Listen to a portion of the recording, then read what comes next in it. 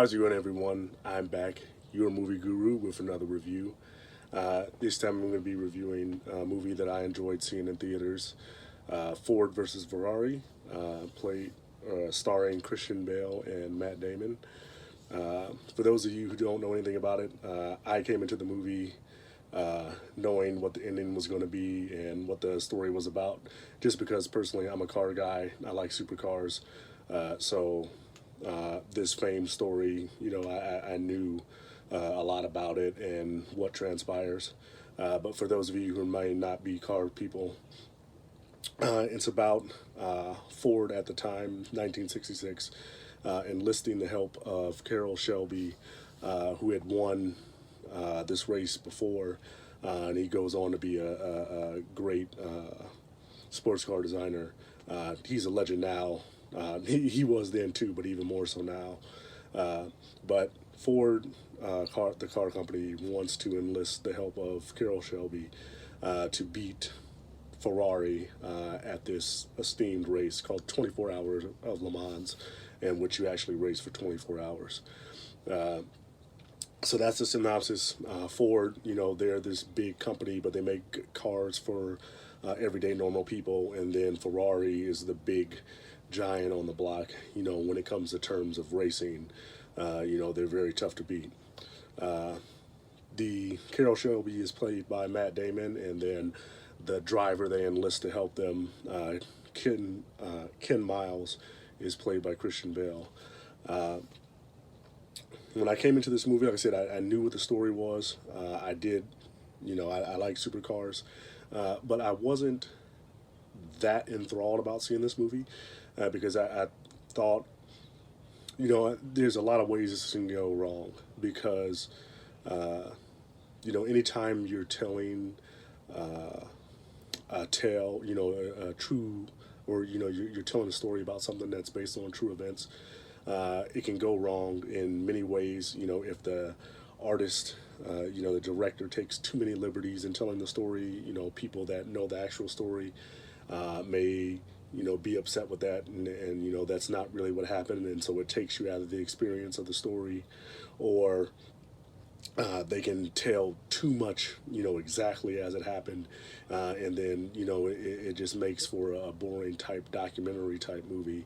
Not saying that all documentaries are boring. I love documentaries, but there can be that problem with pacing. If you're just so focused on details and facts, and you're telling things that may have happened, but aren't necessarily interesting. So I went into that, kind of wondering, are they going to get this right? And for the most part, I would say they had. So for Rotten Tomatoes, you got a score of 92%. And a 98% whopping audience score, and 7.73 average rating by the critics, and then a 4.75 out of 5 stars for the audience. Once again, I'm going to give you my review early. I give it a 8 out of 10. I think that if you like dramas, if you like character studies, I think this is a movie that you will enjoy. Once again, so what I think that they did right about this film was they knew that what's going to drive this even more so than the story is the characters. If you care about the characters, you're going to care about what happens to them, and you're going to care about seeing what goes on in the film.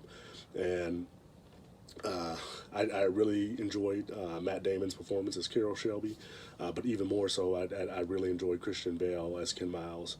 I don't know. I didn't go into the film knowing much about Ken Miles, but seeing him in the film and the way that Christian Bale portrays him, it actually made me go and look up more about him afterward, just because the way that Christian Bale portrays him made me that much more interested in him. Shelby, I knew more about him, and, not to say that Matt Damon didn't do a good job, but Christian Bale really made me interested in the character of Ken Miles, the actual person.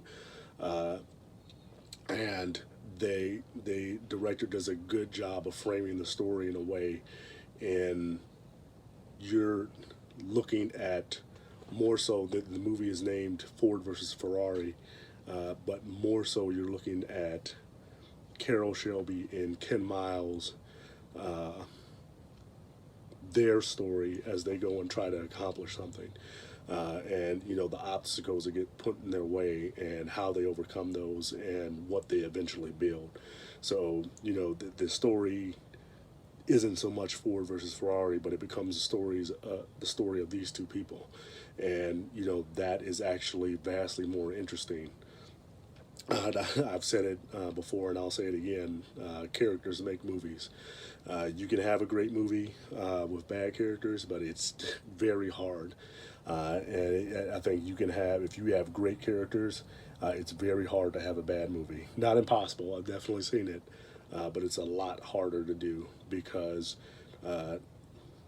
I've always been of the belief that characters, even more so than the film, are what stick with you, long after the credits roll. If you're very interested in the characters, long after you've forgotten all the little bits and details of the movie, you'll remember those characters and be like, oh yeah, that's the film with that guy in it. So yeah, so I think the acting was done very well. I liked the story, how obviously they had to stick to real events. They did embellish several times, but for the most part they stuck with things they knew. Definitely took some artistic license, but I think it served to enhance the film. But I never really understood people that take so much issue with directors making artistic license, when I'm like, you got to understand, this isn't a documentary, this isn't a history piece. If you're looking for fact by fact, then you got to look that up for something else. A movie, first and foremost, has to be entertaining. That's what it's there for. Yeah, I enjoyed it. I really think that if you like character pieces, if you like stories, if you're a fan of Matt Damon and Christian Bale, I think this film will be right up your alley. Thanks once again for watching. Once again, I give it an 8 out of 10. Not one that I'd say necessarily that you have to see in theaters, but I think the theater does enhance the experience. There are a few scenes, the racing scenes, I didn't get to that, but the racing scenes I think are done very well. They're not the central focal point of the film, even though the whole film is about racing, but the racing scenes that they do show, and once they show you behind the driver's seat, and once they show you the events of the race, they do a really good job of kind of drawing you in and kind of making you feel like you're behind the wheel, and giving you that kind of sense of awe and dread, that a race car driver might feel. That's another thing that I think they did really well. So I really think this will appeal to a very broad base of moviegoers. Like I said, not necessarily one that you have to see in theaters. I do think it enhanced the racing scenes, but definitely a movie that is good enough to go and see in theaters. I really think you guys will enjoy it. Thanks once again for watching. I'll be back soon with another review. I've definitely still seen a lot of movies. If you like what you see, once again, hit the like button, hit the subscribe button, leave me a comment. Let me know what you guys think. I really appreciate hearing from you guys. Once again, hope you guys have a good weekend. Thanks for watching.